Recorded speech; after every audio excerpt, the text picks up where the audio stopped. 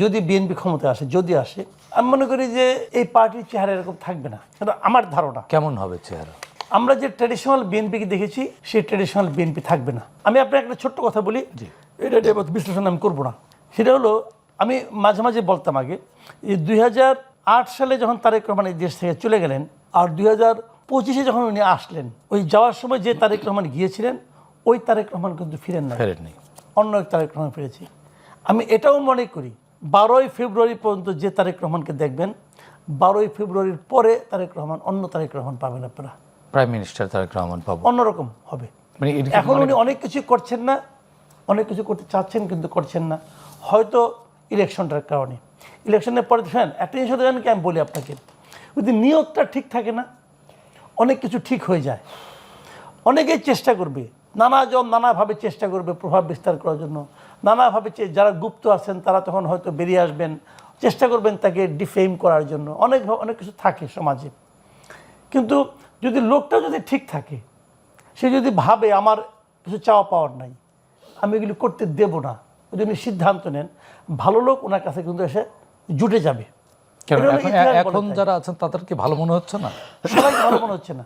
মানে জুটতে হবে কেন? এরাও তো ভালো।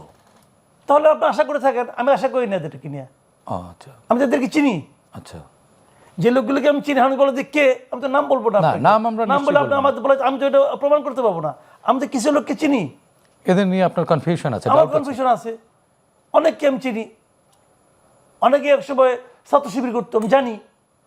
তারা তারেক রহমানের আশেপাশে আছে আছে আছে কিন্তু একজন নাগরিক হিসেবে আপনার তো দায়িত্ব, একজনের যদি ভালো চান এগুলো ডিসক্লোজ করা দায়িত্ব না? আমি কি সেই দায়িত্ব পালনের পর্যায়ে আছি? নাগরিক তো আপনি, নাগরিক তো, এই জন্য আমি আমার সন্দেহ কথাটা প্রকাশ করলাম। এখন খুঁজে দেখার দায়িত্ব ওনাদের। আমি ওনাকে ইনফর্ম করলাম যে আপনি দেখেন, উনি আমার কথা শোনার তো কোনো দরকার নাই, উনি জাজ করবেন, ওনার লোক দিয়া জাজ করবেন। কাজে এটা তো এইভাবে কোনো সমস্যা না, তো এই সমাধান হয়ে যাবে। সন্দেহটা করা মানে কি? আপনি অস্বস্তি বোধ করছেন, আমি সেই অস্বস্তি কথাটা ইনফর্ম করলাম, উনি দেখবেন। শুনেন, আপনি কি হাইপোথেটিক্যালি ভাবেন, আওয়ামী লীগের মতো দল, সেই দলে গুপ্ত জামাত ছিল না? ছিল, এখন প্রকাশ হয়েছে। আওয়ামী লীগের সঙ্গে শিবিরের কোনো মিল কখনো ছিল? জামাতের কোনো মিল কখনো ছিল না।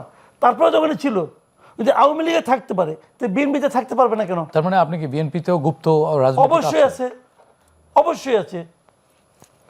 আমি আমি তো বললাম, আমি আপনাকে সিম্পলি কোয়েশন দিলাম। আমি একটা কথা বলি আপনাকে, ছাত্র দলের সভাপতি রাকিবুল ইসলাম রাকিব একবার একটা কথা বলছিল, এটা অনেকেই কিন্তু এটাকে পাত্তা দেয় নাই।